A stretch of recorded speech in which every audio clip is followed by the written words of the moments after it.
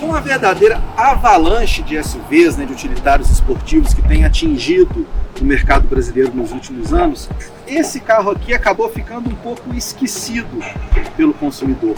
É o Citroën C4 Cactus. Chegou ao mercado em 2018, em agosto de 2018, mais especificamente, e então está aí com 4 anos de mercado, mais ou menos no meio do ciclo de vida. E nos últimos anos, né, atualmente é o único carro de passeio, o único automóvel que a Citroën comercializa no país. Vem comigo que eu vou te mostrar tudo sobre esse carro aqui.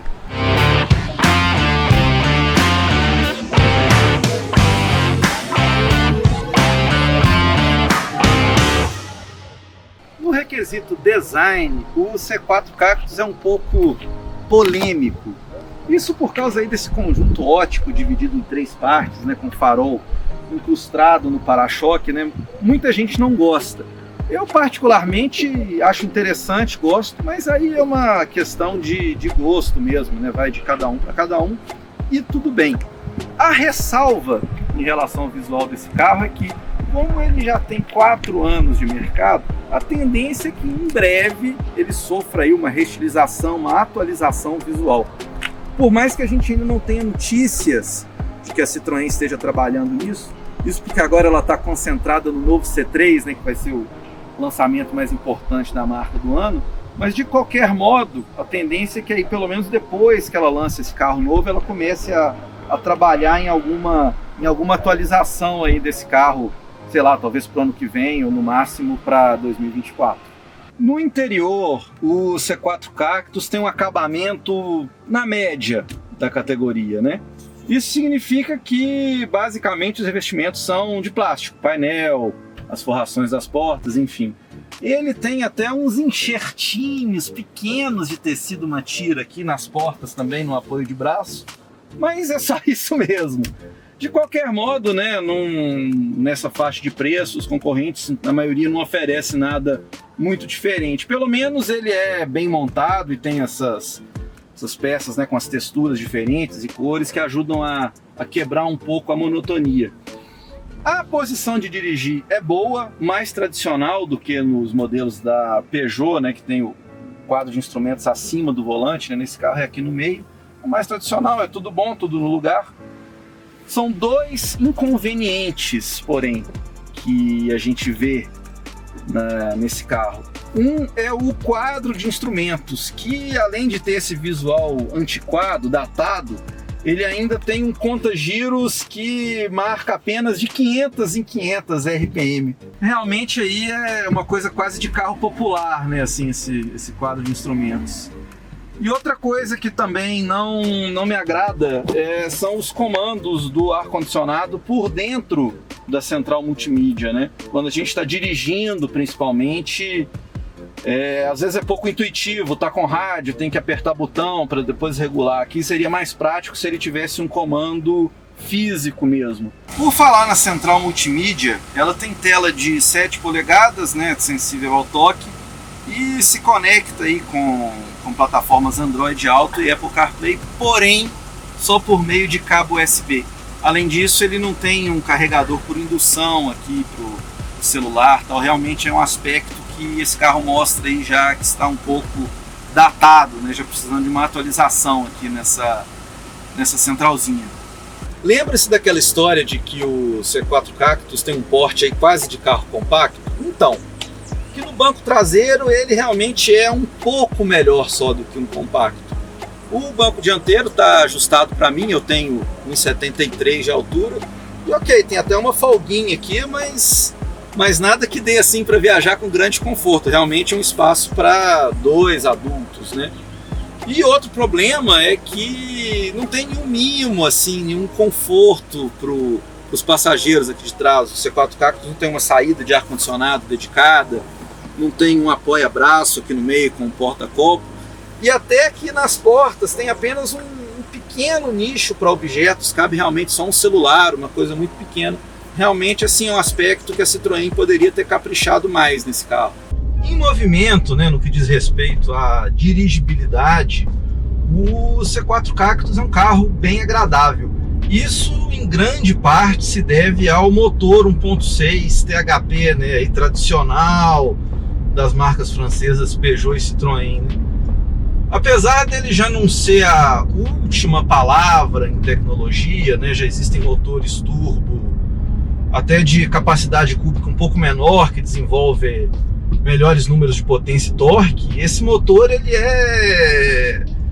sobra para esse carro, sabe? Ele dá realmente um desempenho muito bom, porque afinal são 173 cavalos de potência com etanol, 166 com gasolina e 24,5 kg de torque para um carro que pesa aí um pouquinho mais de 1.200 quilos. Realmente nesse quesito ele tá bem acima da média, assim, é um desempenho muito bom, até surpreendente para a categoria. O motor turbo desse carro está associado aí a um câmbio automático de 6 marchas. É um casamento bom aí entre o motor e o câmbio, mas não é um casamento perfeito. O câmbio de vez em quando segura um pouco as marchas, mas por outro lado ele também tem algumas vantagens. Em descidas ele simula freio motor, as trocas são suaves. A gente pode considerar aí que é um resultado bom, não ótimo, mas bom. Outros aspectos da dirigibilidade desse carro agradam. A suspensão, apesar de ser elevada, proporciona uma boa estabilidade para o carro, né?